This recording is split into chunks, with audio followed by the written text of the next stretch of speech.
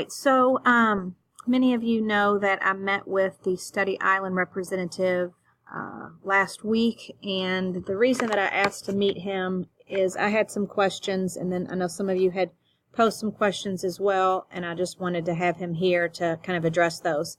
I'm going to let you know the questions that were asked and the answers that were given, and if you have questions or need clarity beyond that, definitely talk to me and we'll make it happen. He was very helpful and real kind and is very open to come whenever we need him. So the real question that I had, and was also a concern that was brought to my attention by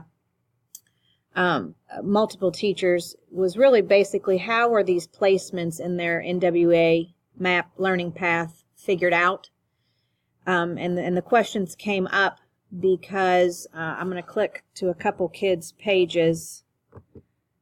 This is a second grader, and this is her reading MAP path that has been set based upon the data that I imported from the district with their scores, their MAP scores. And so you can see that this young lady is getting a lot of 6th grade school tasks to complete.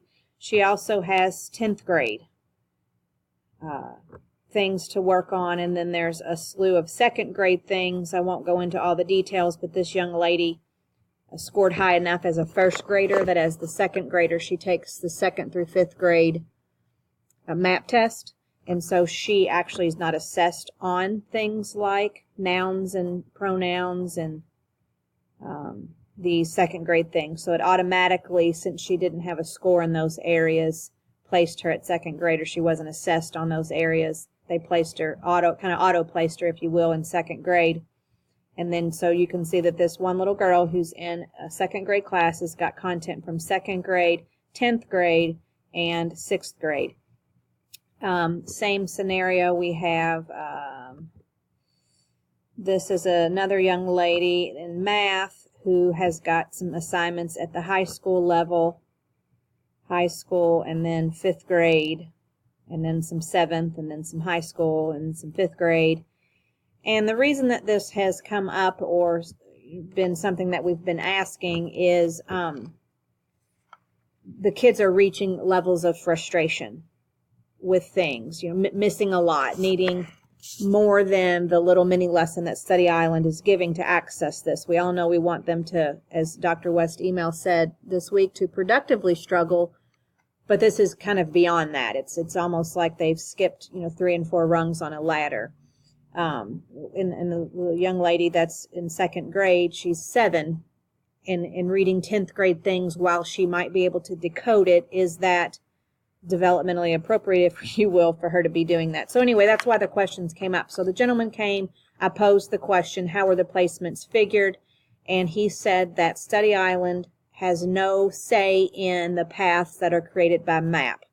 They are the linking. MAP determined that if a student gets this score, this is the path that they receive. So basically, just to throw out kind of an arbitrary number, if a 2nd grader gets a 218 on informational reading, and a 5th grader and a 7th grader and a 10th grader and a 12th grader, whoever gets a 218 on that subset gets this exact same learning path. And he kind of, put his hands up at that's just kind of the way that it is. And so to suggest that this young lady who has plenty of 5th grade things that she needs to work on in mathematics, such as, area and perimeter and fractions, which is huge, she's seeing that she's got some high school things, and the kids are getting excited about it. They're like, oh my gosh, I'm working on a high school, I'm working on 7th grade, and they're hype about it, but then they're getting in there, and it's very, very challenging. And layer 2 of this is some of the teachers are starting to get emails from parents suggesting that my son needs some more instruction on X, Y, and Z, maybe that 10th grade standard. So, long story short, any student in the building that performed in the RIT bands of 2nd grade and higher are going to have a learning path. As a kindergartner, as a 1st grader, all the way up through 5th grade. If they scored in any area, 2nd grade or higher, they're going to have one of these MAP learning paths. Now, this student is another this particular student did not. He's on grade level. This is a first grader. You see he's got some assignments from Miss Riley, but he does not have that NWEA MAP path because he did not score, have RIT scores in the area to need a second grade or higher assignment. I hope I'm not confusing you more. If so, come and see me. But these particular students, while she maybe shows by some number that she's ready for parabolas, she really has a lot of fifth grade things that she needs to work on.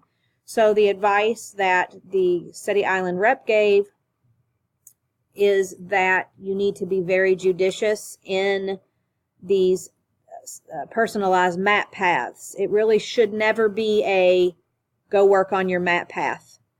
You need to be, at whatever level, you need to be more specific, whether it's to say, today I want you to work on 3A, B, and C, or I want you to start at the lowest, like fifth grade, and then you can move up to those things. Miss Bethay gave a great analogy. She stepped in when the man was here, and she said that, some of the kids get so excited about seeing those 9th and 10th and 11th grade things that they want to do those. And she suggested to the children that they are working their upper body but ignoring their legs when they've got wimpy little legs and a really strong upper body. And I don't know, that analogy clicked for me, that we, while they might be able to access those upper grades, we really want to guide them and focus them to stay connected to the things that are close to their grade level first. I hope that makes sense. Another question was posed is what happens after they finish this MAP learning path. So this is this young lady's learning path strictly based upon her RIT scores. This is where they placed her. So be it this week, next month, she completes these assignments, the MAP learning path is burned through. It doesn't auto move them forward. It's these assignments, once they're completed at a passing level, that the MAP learning path is no more until they take it again and I upload the scores. Hope that makes some kind of sense. If not, come and see me. The other thing that I suggested from the guy is if the MAP learning path could be turned off because it's becoming a distraction for some. And he said that there was a capability in that too. You can always make your own assignments. You can always assign them based on what you see in their learning continuums. There's lots of ways to make Study Island work best for your kiddos. I'm not sure that the MAP learning path is that way for all kids. So you'll definitely maybe want to be looking over their shoulder if you have the Chromebooks or the iPads and are on Study Island and see the types of things that are in their learning path, especially those, and there are going to be kindergarten students who scored a high enough RIT score to have a MAP learning path. Same with the first graders, and you'll find with also the second graders. But, look behind them. See if there are some of these, what I think are kind of crazy outliers where they're getting 7th grade things and they're 6. So talk to me if you want more clarification than this. Hopefully this provides a couple answers you maybe have been looking for. Thanks.